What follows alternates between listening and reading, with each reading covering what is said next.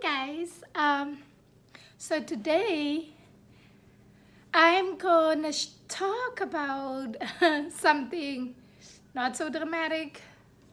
Um, so this morning my cousin called me from South Africa with the weirdest question. It was kind of weird, but anyway.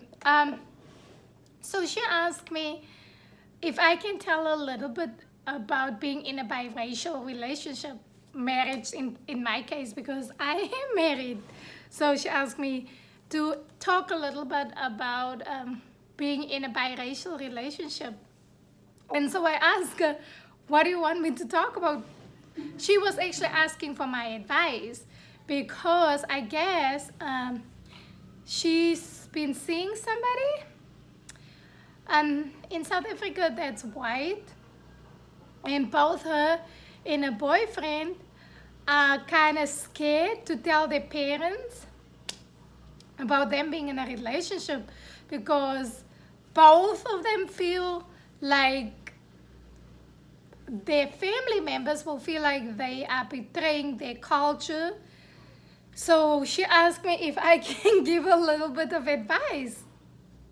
And so I told her the only advice I can give her is if you love someone, you don't see color. And I know that for a fact because I'm in a biracial marriage. And my husband's family are amazing. Not to brag, not to brag, but they are amazing. They accepted me like I was one of them. I don't want to say one of them, but one of their own family members, because one of them sounds so racist, and I don't want it to sound like that. So yeah, so for me, actually, let me rephrase that. I was in a biracial marriage before, and that marriage was not fun. As you all know, that people don't accept each other based on their skin colors, and for who they don't get to know the inner person. They judge you based off your skin color. And I think it's vice versa, where if you're white as well, people will judge you based off your skin color, and I think that's wrong. And so the advice I gave her this morning, I just said, when I fell in love with my second husband, and even with my first husband, I didn't see my ex-husband, not my first husband. I didn't see skin color. To me, it was if you love someone, you shouldn't be seeing skin color. It's about seeing the inner person and not the outer person, I guess. I'm just talking about me. I've always been the kind of person that always see the inside of a person and not the outside. I kind of do, and I don't. But so I told her, I said, you love somebody for who they are, inside and outside.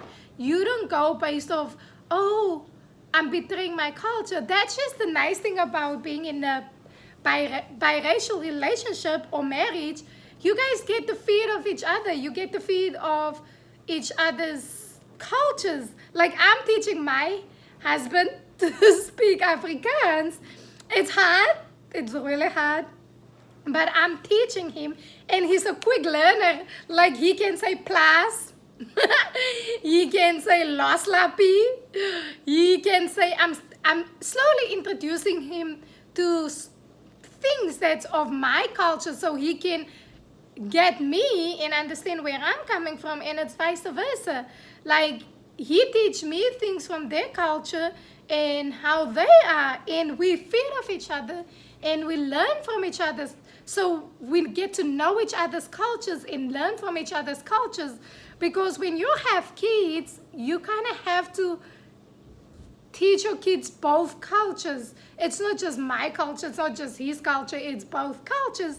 And that's basically the root where they come from. That's who they are, because their mom is colored, the dad is white, and they come from two different parts of the world. In my case, literally two different parts of the world. But even if you live in South Africa or wherever you live, you come from different cultures, you come from different backgrounds. So you guys just have to learn from each other and basically get to know each other's cultures. And it's not about skin color. So coming back to that's what I told her basically this morning. I said, if you guys truly love each other, go talk to each other's parents. Tell them you're not betraying your culture. You guys love each other and respect each other. And you don't see skin color, because I was privileged, at least in the United States, being in a biracial marriage or biracial couples is so open here. It's so broad here that nobody look at you sideways. But if you go to different parts of the world, you still get those looks where people give you the side look, or thinking you're betraying your culture, or thinking that you think some other culture is better than your culture. It's not that. It's about, you don't see skin color, you don't see race when you're in a biracial marriage or even a relationship. So that's the advice I gave her this morning. I said, just do the right thing.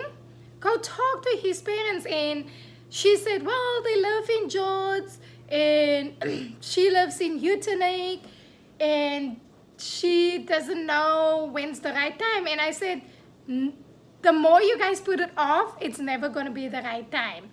It's about going there, talk to his parents. He needs to talk to his parents, where the two of you are with them.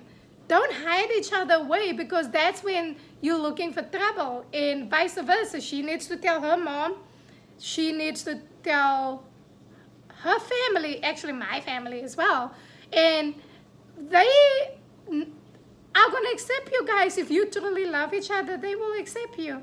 So this is my YouTube channel for today, talking about being in a biracial relationship, because she asked me for advice this morning, and that's about the only advice I could give her. I don't know what to say.